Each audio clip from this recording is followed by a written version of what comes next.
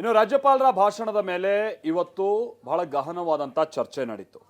ವಿಪಕ್ಷ ನಾಯಕ ಆರ್ ಅಶೋಕ್ ಅವರಂತೂ ಸರ್ಕಾರದ ವಿರುದ್ಧವಾಗಿರುವಂತಹ ಆರೋಪಗಳನ್ನ ಒಂದೊಂದಾಗಿ ತೆಗೆದುಕೊಂಡು ಅಸ್ತ್ರದ ರೀತಿಯಾಗಿ ಪ್ರಯೋಗಿಸುವ ಪ್ರಯತ್ನವನ್ನ ಪಟ್ಟರು.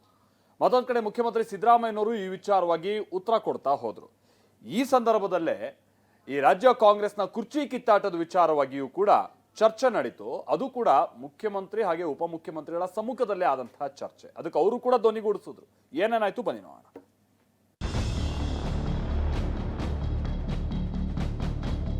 ಹಾಲು ಅಂತ ನಿನ್ಗೆ ಹೇಳಿ, ನನಗೆ ಸಕ್ಕರೆ ಅಂತ ಹೇಳಿ, ಅವರು ಹಾಲು ಹಲ್ಲ ಹಾಲಾಹಲ ಅಂತ ಹೇಳಿದ್ರು. ಟೈಮ್ ಉತ್ತರ ಕೊಡ್ತದೆ ಬಿಡಿಯಲ್ಲಿ. ಇದು ಕರೆಕ್ಟ್. ಒಂದು ಮಾತಲ್ಲಿ 100 ಅರ್ಥ. That is D K Shivakumar. ರಾಜ್ಯದಲ್ಲಿ ಸಿಎಂ ಕುರ್ಚಿ ಸುತ್ತಲಿನ ಚರ್ಚೆ ಒಂದಲ್ಲ ಒಂದು ರೂಪದಲ್ಲಿ ಮುನ್ನೆಲೆಗೆ ಬರುತ್ತಲೇ ಇದೆ. ಕೈ ನಾಯಕರ ಹೇಳಿಕೆಯಿಂದ ಸಾಕಷ್ಟು ಸದ್ದು ಮಾಡಿದ್ದ ಈ ಚರ್ಚೆ ಸದ್ಯ ವಿಧಾನಸಭೆಯೊಳಗೂ ಪ್ರಸ್ತಾಪ ಆಗಿದೆ. ಅದೆಷ್ಟರ ಮಟ್ಟಿಗೆ ಅಂದ್ರೆ ಹಾಲು ಸಕ್ಕರೆ ಅಂತ ಜೋಡಿ ಹಾಲಾಹಲ ಮಿಶ್ರಣ ಅಂತೆಲ್ಲ ಮಾತುಗಳು ಬಂದು ಹೋದ್ವು. ಅವರು ಹಾಲು ಹಲ್ಲ ಹಾಲಾಹಲ ಅಂತ ಹೇಳಿದ್ರು. ವಿಷಯ ಏನಂದ್ರೆ ಸಿಎಂ ಸಿದ್ದರಾಮಯ್ಯ ಮದ್ಯದ ದರ ಏರಿಕೆ ಬಗ್ಗೆ ಪ್ರಸ್ತಾಪ ಮಾಡ್ತಿದ್ರು. ಆಗ ಆಲ್ಕೋಹಾಲ್ ದರ ಎಲ್ಲೆಲ್ಲಿ ಎಷ್ಟಿದೆ ಅಂತ ಓದ್ತಿದ್ರು. ಆಗ ಡಿಸಿಎಂ ಡಿಕೆಗೆ ನಿನ್ನನ್ನ ವಿಪಕ್ಷದವರು ಹಲಾಹಲ ಅಂತ ಕರೆದ್ರು ಅಂತ ಹೇಳಿದ್ರು. ಈ ಮಾತಿಗೆ ಪ್ರತಿಕ್ರಿಯಿಸಿದ ಡಿಕೆ ಕಾಲವೇ ಉತ್ತರಿಸುತ್ತೆ ಅಂದ್ರು. ಡಿ ಕೆ ಶಿವಕುಮಾರ್ಗೂ ಜಗಳ ಇದೆ ಅಂತ. ಹಾಲು ಸಕ್ಕರೆ ಅಂತ ಹೇಳ್ದಿಲ್ಲಪ್ಪ, ನಿನ್ಗೆ ಹೇಳಿರೋದು ಹಾಲು ಅಂತ ನಿನ್ಗೆ ಹೇಳಿ, ನನಗೆ ಸಕ್ಕರೆ ಅಂತ ಹೇಳಿ, ಅವರು ಹಾಲು ಹಲ್ಲ ಹಾಲಾಹಲ ಅಂತ ಹೇಳಿದ್ರು. ಟೈಮ್ ಉತ್ತರ ಕೊಡ್ತದೆ ಬಿಡಿಯಲ್ಲಿ. ನೋಡಿ, ಇದು ಕರೆಕ್ಟ್. ಒಂದು ಮಾತಲ್ಲಿ 100 ಅರ್ಥ. That is D K Shivakumar. That is D K Shivakumar. ಡಿಕೆಯ ಒಂದು ಮಾತಿನಲ್ಲಿ ನಾನಾ ಅರ್ಥ ಇರುತ್ತೆ. ಇದೇ ವಿಚಾರವನ್ನ ವಿಪಕ್ಷ ನಾಯಕ ಅಶೋಕ್ ಪ್ರಸ್ತಾಪ ಮಾಡಿದ್ರು. ನೀವು ಹೇಳ್ತಿರೋ ಕಾಲ ಯಾವುದು, ಯಾವಾಗ ಬರುತ್ತೆ ಅಂತ ಪ್ರಶ್ನಿಸಿದ್ರು. ಈಗ ಡಿ ಕೆ ಶಿವಕುಮಾರ್ ಹೇಳೋತಾರೆ ಸಮಯನೇ ಉತ್ತರ ಕೊಡ್ತೈತೆ ಅಂತ ಹೇಳಿದ್ದಾರೆ. ಆ ಸಮಯ ಯಾವುದು ಅಂತ ಹೇಳ್ಬಿಟ್ರೆ ನಮ್ಗೂ ಸಂತೋಷ ಆಗ್ತದ. ಆ ಸಮಯ ಯಾವುದು ಅಂತ ಗೊತ್ತಾಗಬೇಕಲ್ಲ. ಯಾವ್ದಪ್ಪ? ಆಗ ಎದ್ದು ನಿಂತ ಡಿಕೆ ನನ್ನೊಂದಿಗೆ 140 ಶಾಸಕರಿದ್ದಾರೆ, ಸಿಎಂ ಕೂಡ ನನ್ನೊಂದಿಗೆ ಇದ್ದಾರೆ ಅನ್ನೋ ತಮ್ಮ ಹಳೆ ಮಾತನ್ನ ಪುನರುಚ್ಚರಿಸಿದ್ರು. ಜೊತೆಗೆ ಒಬ್ಬನ ಧೈರ್ಯ ಮೆಜಾರಿಟಿ ತಾನಾಗೇ ತಂದ್ಕೊಡುತ್ತೆ ಅಂತ ಹೇಳಿದ್ದು ಮಾರ್ಮಿಕವಾಗಿತ್ತು. ನನ್ನ ಸ್ಟ್ರೆಂತ್ 139 ಜನ, including Siddaramaiah. Siddaramaiah is also with me 100%. ನಾವಿಬ್ರು ಒಂದು ಕೈ ಜೋಡಿ ಆಗಿ ಇಬ್ರು ಜೊತೆ ಕೆಲಸ ಮಾಡಿಕೊಂಡು ಈ ರಾಜ್ಯದಲ್ಲಿ ಜನಕ್ಕೆ ಒಂದು ಮಾತು ಕೊಟ್ಟಿದ್ದೀವಿ. ಸೊ ನಾನು ಏನ್ ನಂಬಿದ್ರೆ ಗೊತ್ತಾ, one man with courage makes A majority ಅಂತ. ಒಬ್ಬನೇ ಸಾಕು, ದೃಢವಾದಂತ ನಿಲುವು ಸಂಕಲ್ಪ ಇಟ್ಕೊಂಡು ಧೈರ್ಯ ಇದ್ರೆ ಸಾಕು. 140 ಜನನೂ ಇರ್ತಾರೆ, 140 ಇನ್ನ ಜಾಸ್ತಿನೂ ಆಯ್ತದೆ.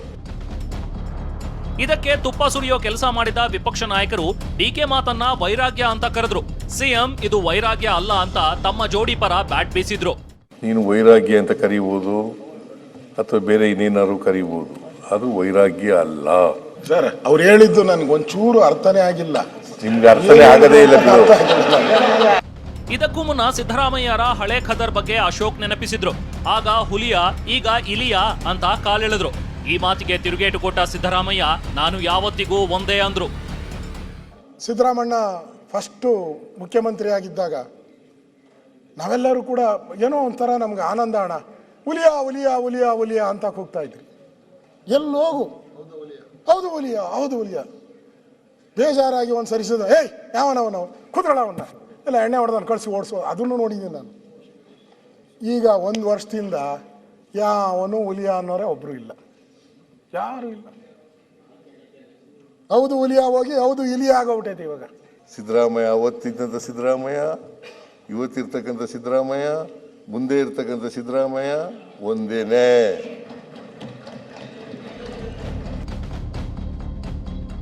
ಇನ್ನು ಇದಕ್ಕೂ ಮುನ್ನ ವಿಪಕ್ಷ ನಾಯಕ ಅಶೋಕ್ ರಾಜ್ಯಪಾಲರ ಭಾಷಣದ ಮೇಲೆ ಚರ್ಚೆ ನಡೆಸಿದ್ರು.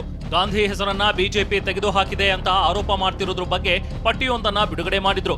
ಕೈ ಸರ್ಕಾರ ಯಾವೆಲ್ಲ ಯೋಜನೆಗೆ ಗಾಂಧಿ ಹೆಸರಿನ ಬದಲು ನೆಹರು ಕುಟುಂಬದ ಹೆಸರಿಟ್ಟಿದ್ದಾರೆ ಅನ್ನೋದನ್ನ ಸಾಂಕೇತಿಕವಾಗಿ ಓದಿ ಹೇಳಿದ್ರು. ಇಂದಿರಾ ಗಾಂಧಿ ಫ್ಯಾಮಿಲಿಯಲ್ಲಿ ನೀವು ಇಟ್ಟಿರೋ ಹೆಸರುಗಳು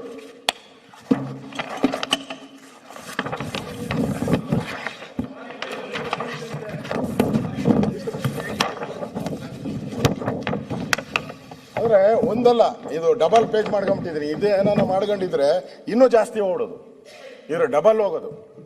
ಸುಮ್ಮನೆ 4-5 ಓದ್ತೀನಿ ಅಷ್ಟೇ, ನಾನೇನು ಜಾಸ್ತಿ ಓದಲ್ಲ, ಹೋದ್ರೆ ಬೇಜಾರು ಮಾಡ್ಕೊಂತೀನಿ. ರಾಜೀವ್ ಗಾಂಧಿ ಗ್ರಾಮೀಣ ವಿದ್ಯುತ್ ಯೋಜನೆ, ರಾಜೀವ್ ಗಾಂಧಿ ಕುಡಿಯುವ ನೀರಿನ ಮಿಷನ್, ರಾಜೀವ್ ಗಾಂಧಿ ರಾಷ್ಟ್ರೀಯ ಶಿಶು ವಿಹಾರ, ರಾಜೀವ್ ಗಾಂಧಿ ಉದ್ಯಮ ಮಿತ್ರ, ಇಂದಿರಾ ಆವಾಸ್ ಯೋಜನೆ, ಇಂದಿರಾ ರಾಷ್ಟ್ರೀಯ ವೃದ್ಧಾಪ್ಯ ಪಿಂಚಣಿ, ಜವಾಹರ್ಲಾಲ್ ನೆಹರು ನಗರ ನವೀಕರಣ. ಇನ್ನು ಸಿಎಂ ಸಿದ್ದರಾಮಯ್ಯ ರಾಜ್ಯಪಾಲರ ಭಾಷಣದ ಮೇಲಿನ ಚರ್ಚೆಗೆ ಉತ್ತರಿಸಿದ್ರು. 5,300 ಕೋಟಿ ಕೊಡ್ತೀವಿ ಅಂತ ಹೇಳಿದ್ರು. Is it not A fact? It's A fact. National project ಕೂಡ ಮಾಡಲಿಲ್ಲ, ದುಡ್ಡು ಬರಲಿಲ್ಲ. ಇದನ್ನು ಹೇಳಿದ್ರೆ ನಾವು ಕೇಂದ್ರ ಸರ್ಕಾರದ ವಿರುದ್ಧ ಮಾತಾಡೋದು. ನಾವು ಕೇಂದ್ರ ಸರ್ಕಾರ ಮಾಡಿರ್ತಕ್ಕಂಥ ಅನ್ಯಾಯವನ್ನು ಅಷ್ಟೇ ಹೇಳಿದ್ದೀವಿ. ಕೊಡ್ತೀವಿ ಅಂದಿದ್ರು, ಕೊಟ್ಟಿಲ್ಲ. Is it not A fact? ರಾಜ್ಯಪಾಲರ ಮೂಲಕ, ಅವರ ಬಾಯಿ ಮೂಲಕ ಸುಳ್ಳು ಹೇಳಿಸ್ತಾ ಇದ್ದೀರಿ. ಇದು ಸುಳ್ಳ? 55ರಿಂದ 60 ಸಾವಿರ ಕೋಟಿ ವಾಪಸ್ ಬರೋದು. ನಾವು 4.5 ಲಕ್ಷ ಕೋಟಿಗಿಂತ ಹೆಚ್ಚಾಗಿ ಕೊಟ್ಟರು ಕೂಡ ನಮಗೆ ಬರೋದು, ತೆರಿಗೆ ವಾಪಸ್ ಬರೋದು ಎಷ್ಟಪ್ಪ ಅಂತಂದ್ರೆ 55ರಿಂದ 60 ಸಾವಿರ ಕೋಟಿ. ಸಿಎಂ ಸಿದ್ದರಾಮಯ್ಯ ಜಿ ಕಾಯ್ದೆಯನ್ನ ವಿರೋಧ ಮಾಡ್ತಿರೋ ಸರ್ಕಾರದ ನಡೆಯನ್ನ ಸಮರ್ಥಿಸಿಕೊಂಡಿದ್ದಾರೆ. ಒಟ್ನಲ್ಲಿ ಇವತ್ತಿನ ವಿಧಾನಸಭೆ ಕಲಾಪ ರಾಜ್ಯ ರಾಜಕಾರಣದಲ್ಲಿ ಚರ್ಚೆ ಆಗ್ತಿದ್ದ ಎಲ್ಲಾ ವಿಚಾರಗಳ ಮೇಲೂ ಬೆಳಕು ಚೆಲ್ಲಿದ್ದಂತೂ ಸುಳ್ಳಲ್ಲ. ಹರೀಶ್, TV9 ಬೆಂಗಳೂರು.